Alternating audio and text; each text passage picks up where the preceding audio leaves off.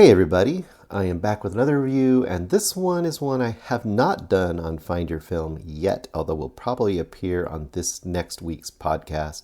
Once again, if you want to check out our podcast, go down to the link in the comments of this video, and you can find all of the podcasts that we do every week.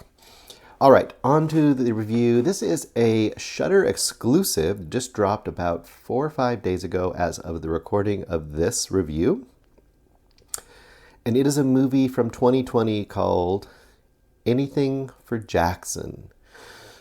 Now, it's directed by Justin G. Dyck, or Deek, D-Y-C-K, and written by Keith Cooper. I don't often mention the writers, but I think the writing on this one is really interesting, so I thought I'd throw that in there. I don't want to give much away, and I would really advise not to read any descriptions of this movie, and almost not even read the caption if you can help it. I will give you a quick idea of why you might be interested, but not give you the full story details. So, what is this movie in a nutshell? So, you have two main characters.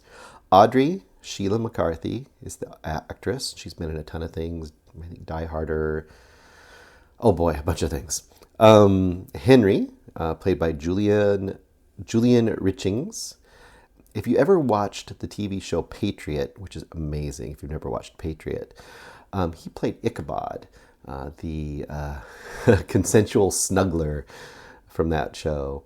So Audrey and Henry are an elderly couple, and I don't want to tell you too much other than if you have grandparents and you try, maybe they take up something like they get the internet for the first time, or they get their first iPhone, and they're very enthusiastic, but they're also a little befuddled.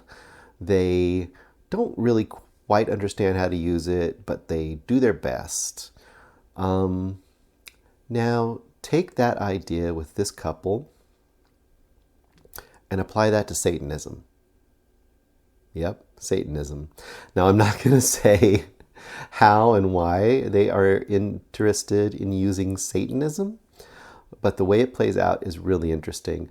And it's a very interesting kind of a combo platter of a very dark comedy and some creepy moments, and actually some emotional moments. But I would say it's very interesting and really sucked me in, and especially the way these characters interact with this unusual world for an older couple to be playing in.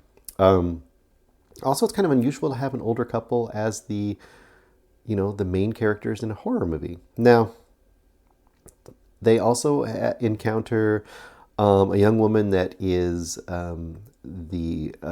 is Henry's patient, because he is a doctor. She is involved in some way.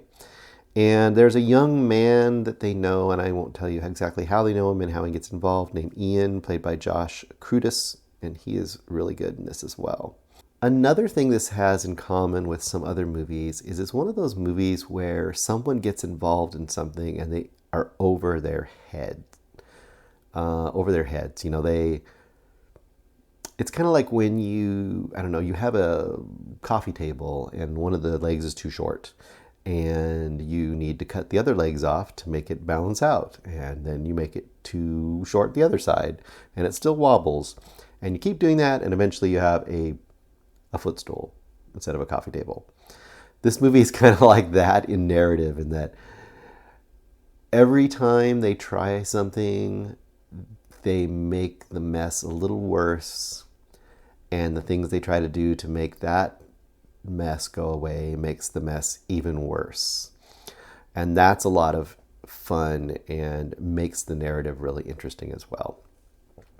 I wouldn't say it ends fully satisfying. It isn't quite as scary as I think it wants to be, but the characters and situation are so unique and so interesting how it plays out, and so unexpected overall, that I found this to be a really fun movie, especially if you're into horror and unique kind of oddball horror, or if you're just into oddball kind of culty cinema in general. I think this is something you might want to check out. And I do have one last kind of a I guess it's a question to the director, as if the director will ever watch this. But the director, I went to IMDb to look up this director's work because I like to always look and say, like, hey, is this a movie of somebody I've seen other works by and just never knew it was them? I'd be interested in knowing that. I went and looked, and it looked like this person's done like 25 or 30 other movies, but they're almost all TV movies, and they're almost all Christmas based. So I almost thought, and this appears to be only like kind of a feature non-TV movie. I'm not positive I'm right about this, but I thought to myself, is this like this Christian Christmas director going rogue or something? I mean, what's happening here? So I really wonder, what is the story of this movie compared to all the other movies by this director? Anyway, if you've got Shudder, go check this out. It's like about 90 minutes long, maybe an hour and 40 minutes long. It's a real quick watch, I think, and a really interesting, unexpected, and unpredictable watch. And I think that is excellent. If you don't have Shudder, what's wrong with you? Shudder has so many interesting things, not just horror like this. It's got tons of really weird international cinema, alternative and daring cinema. It is worth it, I think. So anyway, that is today's review. That is Anything for Jackson.